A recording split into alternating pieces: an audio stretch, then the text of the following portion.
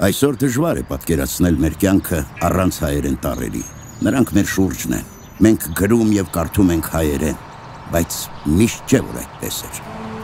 Մոտ 1600 տարի առաջ, 4-րդ դարի վերջում Հայաստանում մարդիկ խոսում էին հայերեն, բայց որպես գրավոր լեզու պետությունը եւ եկեղեցին օգտագործում էին այլ լեզուներ՝ հունարենը, պարսկերենը, ասորերենը։ Հայերենով գիր եւ գրականություն ունենալը ազգապահպան խնդիր էր դարձել։ Դա լավ հասկանում էին կաթողիկոս Սահակ Պարթևը եւ զինվոր հոգեվորական ու պալատական գրագիր Մեսրոպ Մաշտոցը։ Նրանք դիմեցին հայոց արքա Ռամշապուհին եւ առաջարկեցին գտնել եւ վերականգնել հին հայերեն գրերը, որոնք նախկինում կիրառվել էին, բայց հետո ինչ-ինչ պատճառներով արգելվեցին եւ մոռացվեցին։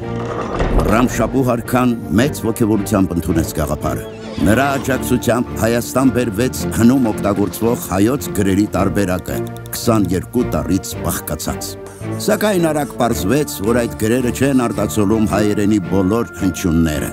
եւ Մաշտոցը որոշում է մշակել այնպիսի այբուբեն, որում մեկ հնչյունին կհամապատասխանի մեկ տառ, իսկ մեկ տառին մեկ հնչյուն։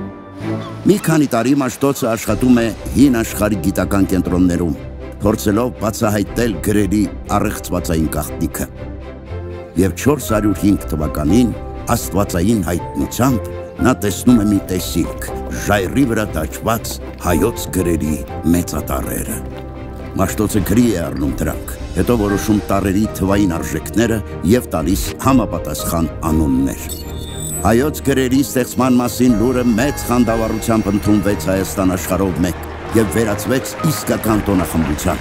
Հայաստանում բացվեցին նոր գրերի ուսուցման բազմաթիվ դպրոցներ, առաջիններից մեկը Արցախում, Ամարասում։ Նորաստեղծ տառերով գրի առնված առաջին նախադասությունը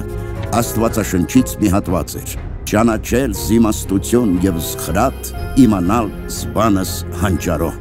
Ինչու հենց դա։ Երևի այն լավագույնս արտացոլում էր Մաշտոցի աշխատանքը, բացահայտել հայոց գրերի մեծ խորհուրդը, նրանց խորքային կապը հայոց լեզվի, հնուց եկած գիտելիքների հետ։ 36 տառից բաղկացած Մաշտոցի այբուբենը եւ գրային եւ թվային համակարգ էր։ Բացի այդ, այբուբենի միջոցով բացահայտվում, պահպանվում եւ սերունդներին է փոխանցվում հայերենում թաքնված գաղտնի ինֆորմացիան աշխարհի կառուցվածքի մասին։ Մաշտոցյան գրերի ստեղծումից հետո ծաղկեց ամբողջ հայ մշակույթը, կրթությունը, մատենագրությունը, ամրապնդվեց հայ ժողովրդի ինքնագիտակցությունը։ Այսօր Մաշտոցյան տառերը աշխարհի ամենակատարյալ ու կենսունակ այբուբենների շարքում են։ Ավելի քան 1600 տարի գործածվելով հայոց այբուբենը հասել է մեզ առանց փոփոխությունների։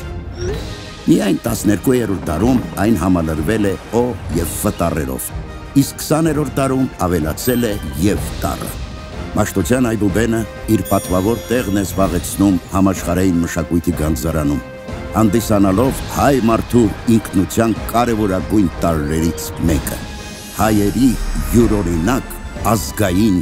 կոդը։